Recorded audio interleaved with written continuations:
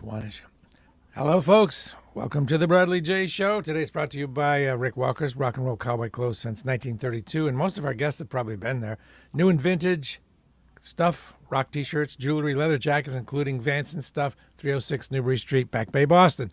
Ladies and gentlemen, we are celebrating the coming together of some great musicians to make something where the whole is greater than the sum of the parts. We have Sal Baglio, Alan Estes, Jon Butcher, and the whole thing is called, Butcher, Baglio, and Estes. And the debut album is Gypsy Caravan, and there's a big celebration on Saturday the 8th at the Regent Theater, and that's why we're here, right, guys? Absolutely. Absolutely. You bet. Well, that's a pretty big thing. You had the pandemic, and it's everything sucks, and maybe it gave you time to work on this, but now we're coming out of it, and you have this big thing to look forward to. Everybody needs something to look forward to. How excited are you? I guess I should say, what about this is particularly exciting? If you ask me, it's all summed up in, I believe, the last song of the album, which is "Who Has More Fun Than Us." We three rather do this for fun. And have been living this life for decades. So we jumped at the opportunity to get together and take that fun energy into the recording studio, and Gypsy Caravan is what came out. So you guys are all the real deal all by yourselves, and having you all together like this is a pretty big deal. Jon, you've been, I hate to say around forever, but we all have kind of been around forever, and I say that in a good way. Yeah. I did not know that you started out, I'll talk a little bit about each of you, that your early days were in Alaska. That had to have some formative effect, if nothing else, that you wanted to get away from it. What was the I don't upshot of know. Alaska? I kind of liked it. I liked being a kid and growing up where there were trees and critters to see and streams to wade in.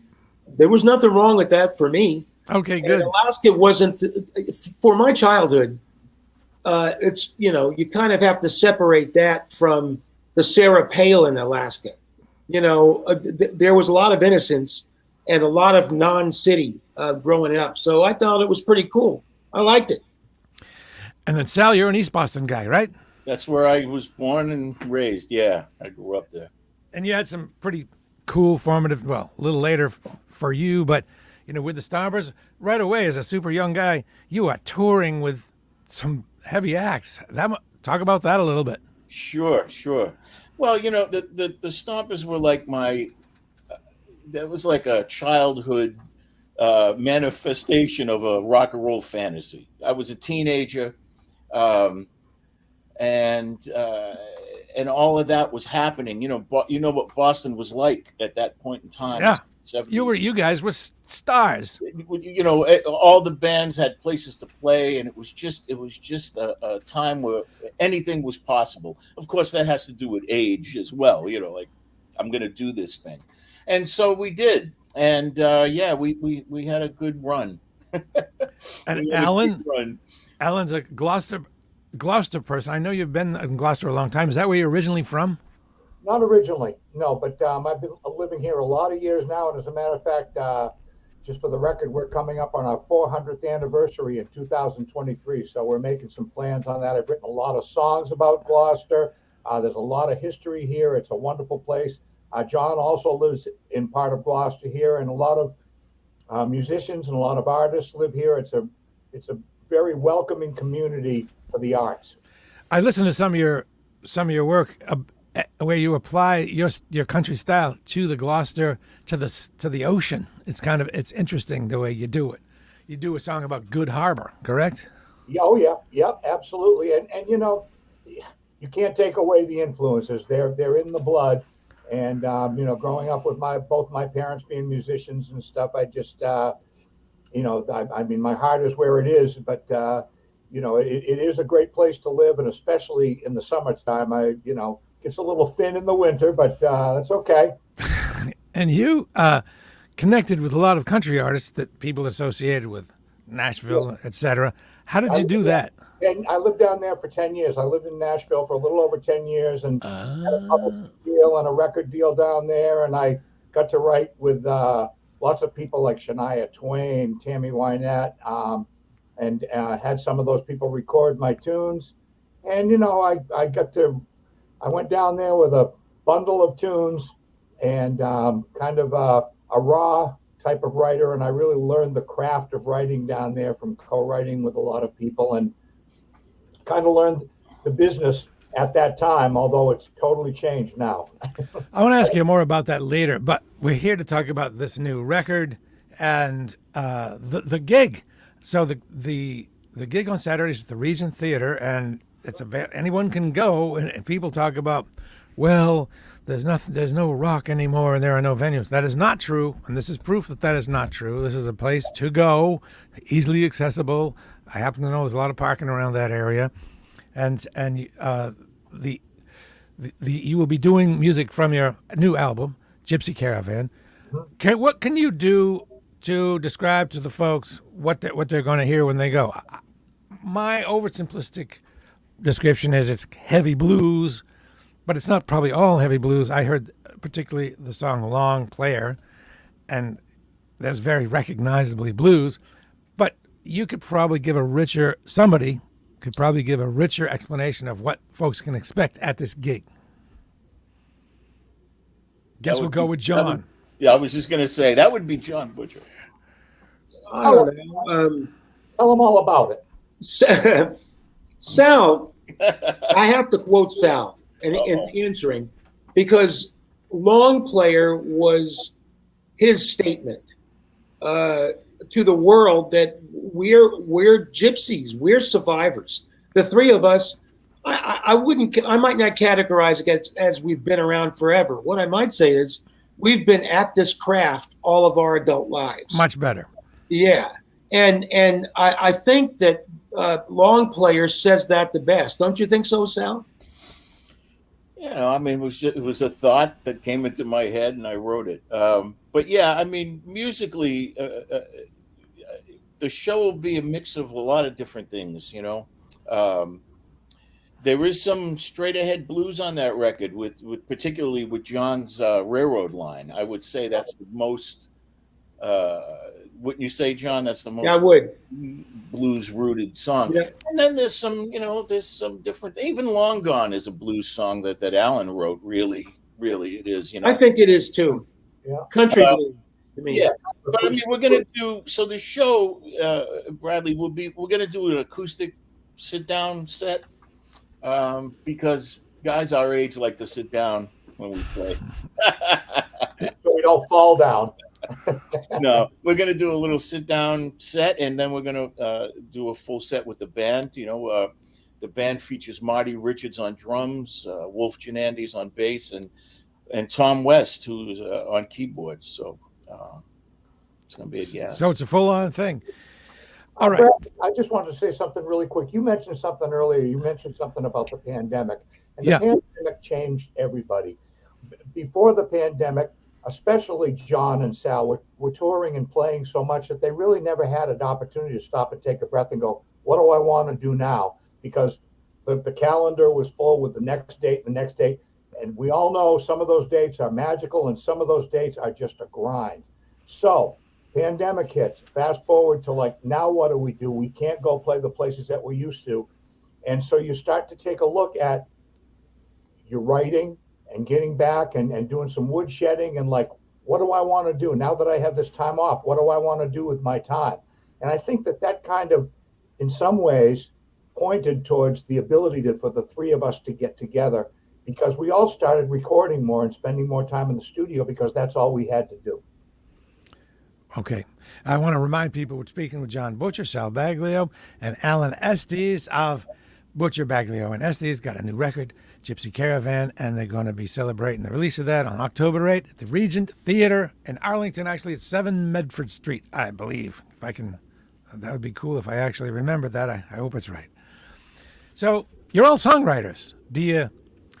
I'm very fascinated by that process, and with every attempt to not be cliche, first, you probably all have a different method. Do you write them on your own and bring them in, or do you create them together? How much of it is like that, the Beatles documentary we saw that, or how much of it isn't? You know, give me a sense of how that goes with you guys. When I saw that Beatles documentary, my mind was blown because they assigned to themselves a period whereby they would write, what was it, 7 songs, 8 songs, in a certain time period. And watching them do that was astonishing to me because I could never do that.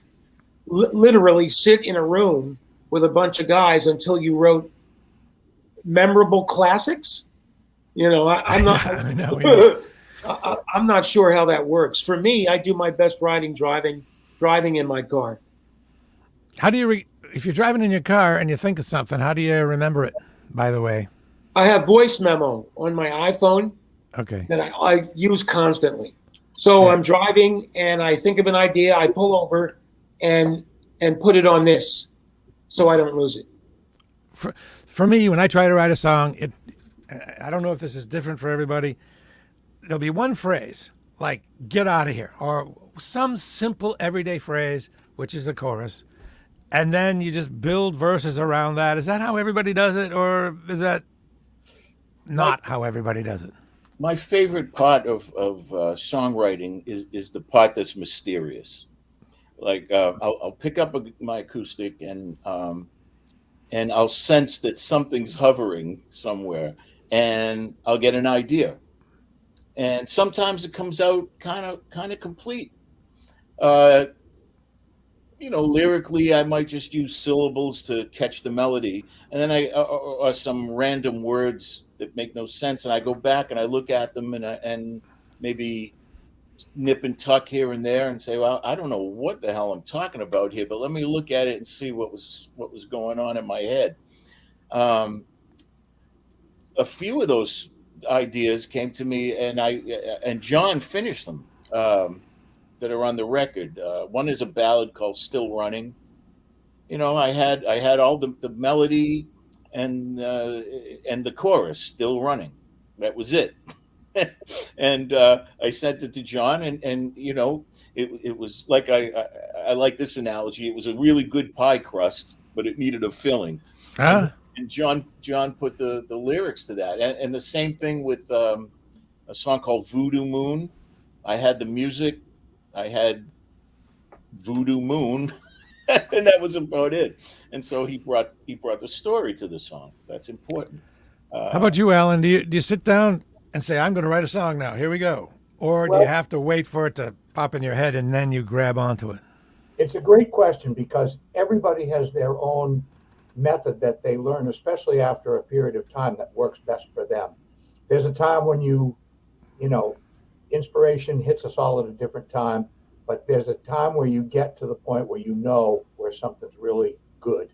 And so you know what you need to do to maintain that, whether it's writing it down, whether it's like Jon said, putting it in a phone or just grabbing a guitar, whatever works for you. But over the years, I think all of these guys would agree with me, the songwriting has morphed, has changed. There's a time, and even the Beatles, I'll tell you right now, in the very beginning, Paul McCartney and John Lennon used to sit down at a piano and they'd write these tunes, "I Want to Hold Your Hand Together," and all that sort of thing. It wasn't very long before they were writing totally on their own, even though they were still called Lennon and McCartney, because that tends to be what happens. You tend to be, it's a very personal thing that you end up going into. You know, a lot of people out there, songwriters that only want to write commercial songs to make money. I did that for a long time in Nashville. We've all dabbled in that. We all know what that's like. And I think that they'll all agree with me now that what songwriting has come to me is that I'm not interested in writing a song anymore unless it's a really good idea that at the end of the day, I can sit down, whether I play it by myself or with a band, and go, I am proud of that. And that's means more to me than any money. Speaking of money, things have reversed on how bands make money. It used to be you had a song and you would tour to support the song on the radio. And now it's kind of the other way around, right? You make your money at the gigs. Yes, absolutely. And which is wildly different. You got to you get ticket price and you sell merch. Merch is what helps a lot, right? Yes, and publishing and songwriting has always been like something that is very easy, and that the business has always wanted to kind of steal from the artist. And it goes way back to Elvis and before Elvis, that a lot of times the only way that these guys would record these tunes is if they were a co-writer when they had nothing to do with writing. But that's where the money comes in. So what do you go ahead? Go ahead. What do you like better these days? Better the old model where there was this pinch point was the record companies and the radio stations. A few people got big, and now there are a lot of people who can make music, make good music, but hardly anybody gets big. Which is a better world for you guys who are used to being big? You probably like the old world better, but I can't be sure. Well, I got to tell you that, that's the part of the business that I really don't particularly like. So where I'm at now is the feeling that I get that I can carry with me for knowing that I've written a good song. And anything else that comes on top of that is just some more icing on the cake. Right, these days it just can't really be about the money. It has to be about the art, really, I guess. That's why we're still doing it. Right. So I think we've had a good talk, and we've accomplished our goal here of letting folks know about this band, this album, Gypsy Caravan, and this gig. Everybody, this is going to be good. These people are good. They're all accomplished individually and together. I can only imagine it's going to be super good. It's at the Regent Theater, October 8th, Saturday night. Probably I don't know the exact time, but it's easy to find out. Tickets are available, and the tickets are not crazy expensive. They're very fair price. I think this would be, if you're a person who likes, you remember what it's like to go out and see the real deal, well, this is your opportunity to do that. Thanks a lot, guys. I appreciate it. Thank you, Bradley. Thanks very much for having us, Bradley. Of course. Make sure everybody do the guys and me all a favor and share this. Share it to everybody, and specifically send it to people you think might be into going. Do what you can. You guys know what to do, everybody. Thank you all so much. Thanks again. All right, we'll be clear in about